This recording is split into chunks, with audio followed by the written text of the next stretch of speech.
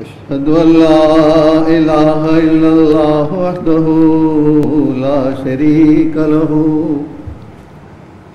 وأشهد أن محمدا عبده ورسوله أما بعد فأعوذ بالله من الشيطان الرجيم بسم الله الرحمن الرحيم وعد الله الذين آمنوا منكم وعملوا الصالحات ليستخلفنهم في الأرض كما استخلف الذين من قبلهم وليمكنن لهم دينهم الذي ارتضى لهم وليبدلنهم من بعد خوفهم أمنا يعبدونني لا يشركون بي شيئا ومن كفر بعد ذلك فأولئك هم الفاسقون. قابل احترام صوبہ امیر صاحب، اسٹیج پر تشریف فرما محترم بزرگان سلسلہ، محترم بھائی اور بہنوں، السلام علیکم ورحمۃ اللہ وبرکاتہ. جماعت احمدیہ کے لیے یہ 2008 کا یہ سال بہت ہی بابرکت اور بہت ہی اہمیت کا حامل سال ہے. خدا تعالیٰ کے وعدے کے مطابق اور رسول صلی اللہ علیہ وسلم کی پیشگوئی کے مطابق جماعت احمدیہ میں 1908 مئی 27 تاریخ کو خلافت قائم ہونے پر یہ سال 2008 سال 100 سال پورے ہو رہے ہیں. میں خلافت احمدیہ کے بارے میں چند باتیں عرض کرنے سے قبل ایک ضروری حدیث کی طرف آپ احباب کی توجہ مبذول کرانا چاہتا ہوں. یہ حدیث بخاری کتاب المناقب میں ہے. حضرت حذیفہ بن یمان بیان کرتے ہیں، قلت یا رسول اللہ انا کنا فی جاہلیت و شر. میں نے عرض کیا یا رسول اللہ، ہم جاہلیت میں اور شر میں، جاہلیت اور شر کے زمانے میں تھے. فجاءنا اللہ بہذا الخیر، اس کے بعد اللہ تعالیٰ ہمارے لیے خیر کے زمانہ لایا. فہل بعد ھذا الخیر من شر، کیا اس خیر کے زمانے کے بعد پھر دوبارہ شر کا زمانہ آئے گا؟ قال، رسول اکرم صلی اللہ علیہ وسلم بیان فرمایا، نعم، جی ہاں، دعات الی ابواب جہنم، جہنم کے دروازوں کی طرف بلانے والے لوگ ہوں گے. من نجابہم الیہا قذفون فیہا، جو لوگ ان کی دعوت کو قبول کریں گے وہ لوگ دھکیل دیے جائیں گے جہنم کی طرف. قلت، پھر میں نے عرض کیا یا رسول اللہ صفہم لنا، ان کے بارے میں ذرا بتایا تو صحیح کہ ان کی کیا صفات ہوں گی. قال، رسول صاحب بیان فرمایا، ہم جلدتنا، وہ لوگ ہماری ہی قوم یعنی مسلمانوں میں ہی سے ہوں گے جو جہنم کی طرف لے جانے والے ہوں گے یا جہنم کی طرف دعوت لینے والے ہوں گے. وَيَتَكَلَّمُونَ مِنْ أَلْسِنَتِنَا، وہ ہماری زبان بولنے والے ہوں گے. قلت، پھر میں نے عرض کیا یا رسول اللہ فما تأمرنی ان ادرکنی ذالک، اگر وہ زمانہ پائے تو ہمارے لیے آپ کا کیا حکم ہے؟ قال، حضور صلی اللہ علیہ وسلم فرمایا، تلزم جماعت المسلمین و امامہم، تم لوگ مسلمانوں کی ایک عالمگیر جماعت اور اس عالمگیر امام کے ساتھ چمٹے رہو.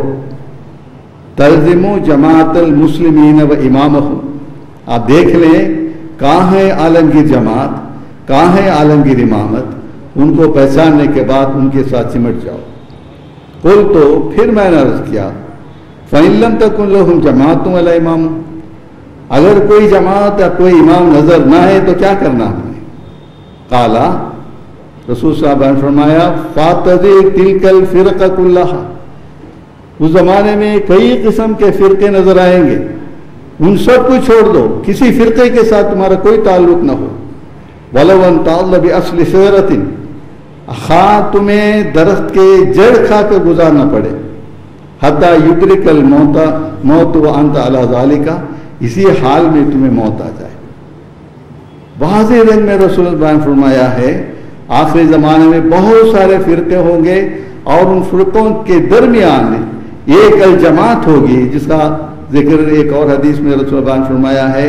میری امت میں ایک زمانہ آنے والا ہے کہ میری امت 73 فرقوں میں منقسم ہو جائے گی، اور 72 ناری ہوں گے، اور ایک نجات یافتہ فرقہ ہوگا، وہی الجماعت، وہ الجماعت کہلائے گی.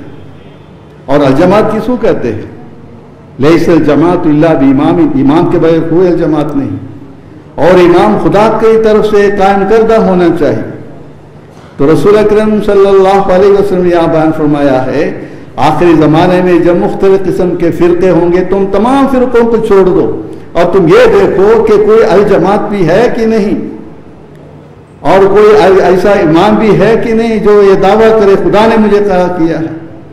تو اس زمانے میں سوائے جماعت احمدیہ کے اور سوائے مسیح علیہ السلام کے کوئی اور ہمیں نہ کوئی جماعت نظر آتی ہے اور نہ کوئی امام نظر آتا ہے. اس زمانے میں مسلمانوں کے دانشوروں اور ان کے اخباروں کی طرف سے بار بار یہ واویلا نظر آ رہا ہے کہ ہمیں قیادت کی ضرورت ہے، ایک عالمگیر امام کی ضرورت ہے.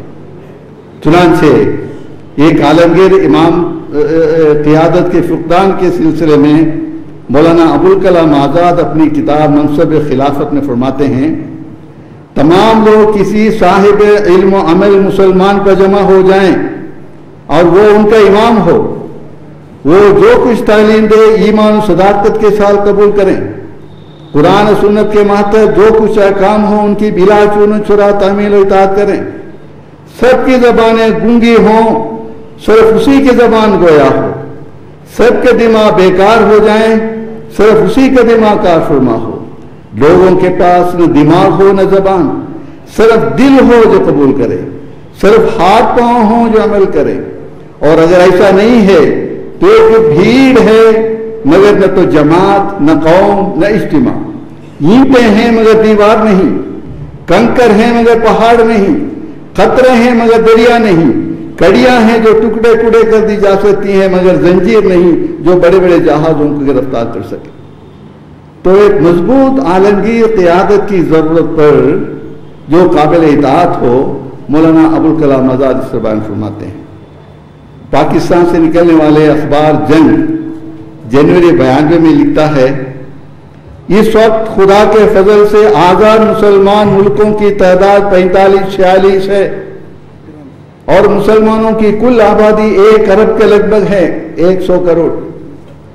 دنیا کا 5واں انسان مسلمان ہے. اقوام متحدہ میں صرف مسلمان ملکوں کے ووٹ 1/3 کے قریب ہے. ان حقائق کی بنا پر مسلمان ملکوں کو عالمی سطح پر سب سے طاقتور اور مؤثر گروپ کی حیثیت حاصل ہونی چاہیے تھی. یہ ساری سہولتیں حاصل ہونے کے باوجود عالمی سطح پر ان ملکوں کی حالت ایک منتشر اور باہم دست و گریبان گروہ کی سی ہے جسے جو چاہتے اپنے مقاصد کے لیے استعمال کر سکتا ہے. سیاسی اور مذہبی سطح پر کوئی اتفاق نہیں. ہر فرقے کی سیاست اور سیاسی نظام کا تصور مختلف ہے. ایک متحد اور متفق مسلم امت کا کوئی وجود نہیں ہے جس کا ایک مرکز ہو اور جس کا ایک لیڈر ہو اور جس کے مقاصد میں ایک خانیت ہو. یہ موجودہ مسلمانوں کی کیفیت کا مسلمانوں کو خود اعتراف ہے. اسی طرح دہلی سے نکلنے والے اخبار عالمی سہارا 21 جولائی 2007 کی شاعت میں لکھتا ہے مسلمانوں کی بدحالی کی یوں تو کئی وجوہات ہیں، لیکن سب سے اہم وجہ یہ نظر آئی ہے کہ ان میں لیڈرشپ کا فقدان ہے. مسلم اکثریتی ممالک کے پاس وسائل کی کمی نہیں، البتہ وسائل کو قوم ملت کی بہبودی کے لیے استعمال کرنے والے لیڈروں کی کمی ہے. آج حالت یہ ہے کہ گزشتہ 60 سال سے ارض فلسطین پر اسرائیل کا قبضہ ہے. فلسطینیوں کو اپنی زمین حاصل کرنے کے لیے مسلسل قربانیاں دینی پڑ رہی ہیں. اسی طرح عراق میں لاکھوں بے گناہ مارے جا چکے ہیں،